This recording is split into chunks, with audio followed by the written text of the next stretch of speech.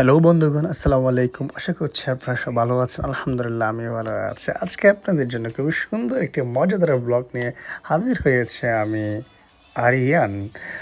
দেখুন, আজকে আপনাদেরকে এমন একটা সুন্দর ব্লগ এবং গল্প নিয়ে হাজির হয়েছি। দেখুন, আমি কখনো কারো পকেট কাটিনি, বাট আজকে আমি প্রথম কারো পকেট কাটতেও যাচ্ছি। সে হচ্ছে কার জানেন? আমার একটা ভাই।